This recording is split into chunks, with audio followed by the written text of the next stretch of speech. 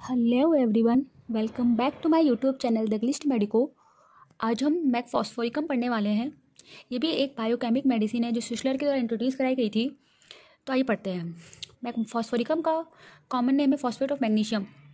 Phosphate of magnesium की तरह बनाया गया था। ये हैनीमैन इसके प्रूवर थे और ये इसका फॉर्मूला है।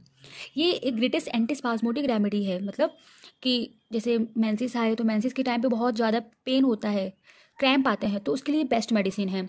तो great antispasmodic remedy disturbs of salt, यानी ये मैकफॉस का अगर डिस्टर्बेंस हुआ तो molecular result in pain, cramps and paralysis. तो ये यदि मैकफॉस्फोरिकम जो है, मैकफॉस सॉल्ट का ये क्या है, एक मिनरल किंगडम से बिलोंग करता है। तो मैकफॉस जो है अगर इसकी डेफिशिएंसी होती है तो इसकी वजह से पेन, क्रैम्प्स और ये पैरालिसिस जैसी कंडीशन हमें दिखाई देती है। मैंने जैसे बताया कि मैकफॉस जो होती है greatest remedy for dysmenorrhea. Dysmenorrhea यानी डिस्मेनोरिया मतलब होता है पेनफुल मेंसेस। पेनफुल मेंसेस के लिए बेस्ट मेडिसिन है।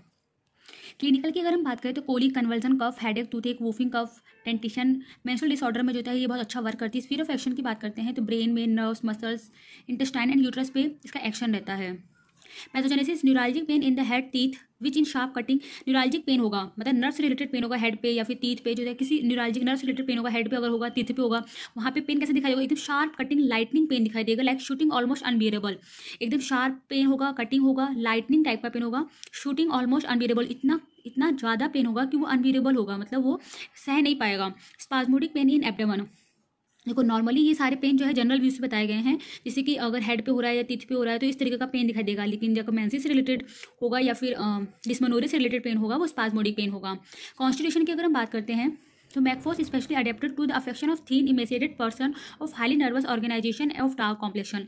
मैकफॉस का जो पेशेंट होता है वह थीन होता है, एकदम इमेशिएटेड, पतला दुबला रहता है, हाईली नर्वस, बहुत एक्सेसिव नर्वस रहता है ऑर्गेनिज्म, और डार्क कॉम्प्लेक्शन रहता है। तो डार्क कॉम्प्लेक्शन है, थीन है, इमेशिएटेड, पतला दुबला पर्सन है, उसमें इसका कॉन्स्टिट्यूशन है।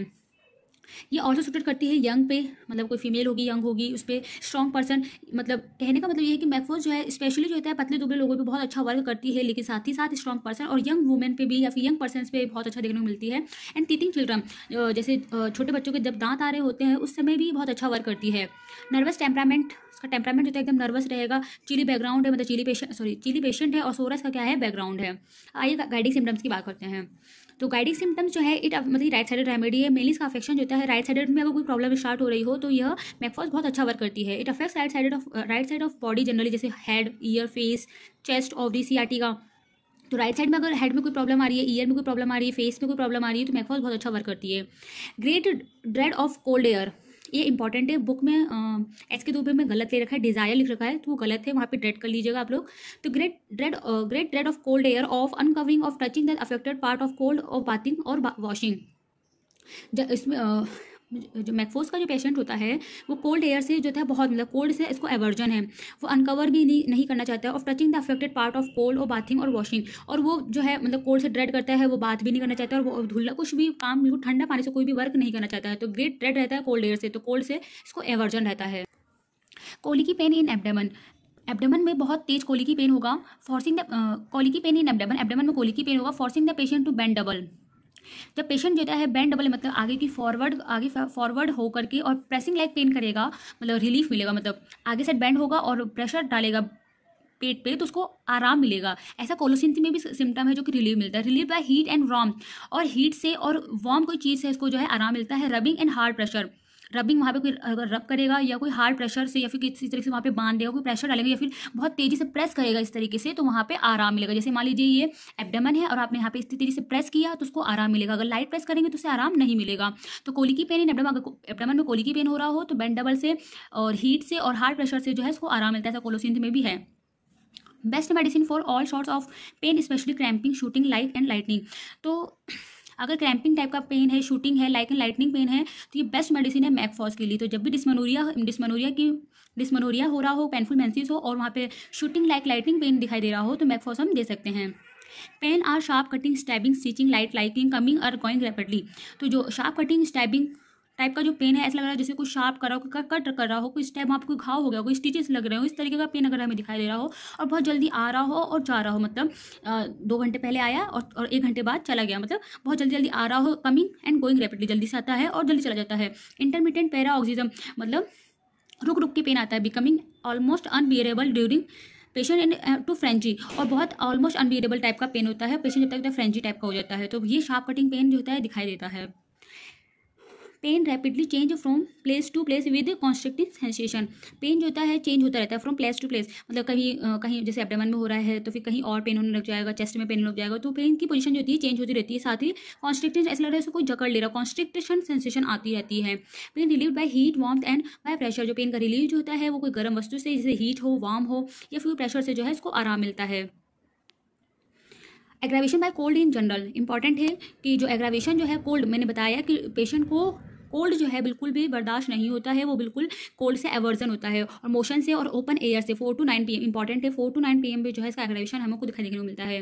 Cramping in neurologic affection, cramping in neurologic affection of stomach, abdomen and pelvis, तो क्रैम्पिंग लाइक जो पेन होता है, मतलब जहाँ पे क्रैम्प, जैसे बोलते हैं कि मेंसेस में क्रैम्प आ रहे हैं तो वहाँ पे नर्व्स का रिलेक्सेशन होता है, तो वहाँ पे क्रैम्पिंग लाइक जैसे स्टमक में दिखाई दे रहा हो, एब्डोमेन में दिखाई दे रहा हो, पेल्विस में दिखाई दे रहा हो, तो हम मैकफॉस दे सकते हैं। During menses pain is relieve when flow begins, menses में रिलीव कब मिलता है, जब फ्लो क्या होता है, स्टार्ट हो जाता है। बहुत सी मेडिसिन में ऐसा है कि वहाँ पे जब मेंसेस फ्लो स्टार्ट हो जाता है तो उसका एग्रावेशन सिम्टम्स जो है एग्रावेट करने जाते हैं, लेकिन मैकफॉस का पेशेंट जो होता है जब फ्लो जो होता है स्टार्ट हो जाता है तो उसके सारे सिम्टम्स जो होते हैं उसको रिलीव मिलने लग जाते हैं।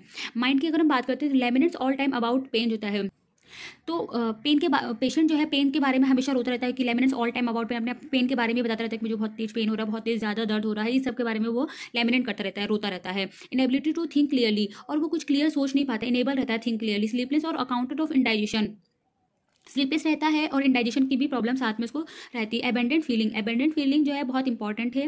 जैसे कोई पेशेंट, अगर एक फीमेल जो होती है प्रेग्नेंट रहती है और वो नहीं चाहती कि उस बच्चे को क्या करना चाहे, रखना चाहती है, तो उसको पेशेंट के मन में आ गया कि अब उसको रखना नहीं चाहती, तो एबेंडेंट फीलिंग आ गई, मतलब उससे घृणा हो रही कि ये क्यों हो गया ऐसा, मतलब मैं प्रेग्नेंट क्यों हो गई, मतलब वो बच्चे को रखना नहीं चाहती है। तो इस तरह की फीलिंग अगर पेशेंट में दिखाई दे रही हो और उसकी वजह से एबॉर्शन टाइप का या फिर कोई और पैथोलॉजी जो है डेवलप्ड हो रही हो, तो हम मैकफॉस दे सकते हैं। तो एबेंडेंट फीलिंग अगर पेशेंट में आ रही हो और उससे रिलेटेड सारी सिम्टम्स अगर अराइज हो रहे हो तो मैकफॉस हम दे सकते हैं। तो इसका माइंड जो है इंपॉर्टेंट है, और इसका एग्रावेशन आप ध्यान रखना कि एग्रावेशन जो है कोल्ड से होता है 4 to 9 PM होता है, और अम्लिडिएशन जो है बेंडिंग डबल से और प्रेशर से है।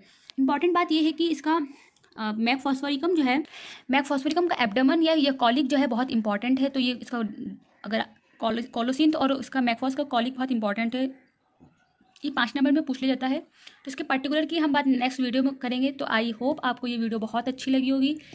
सो मेरे चैनल को सब्सक्राइब करना, लाइक करना एंड शेयर करना। Bye bye.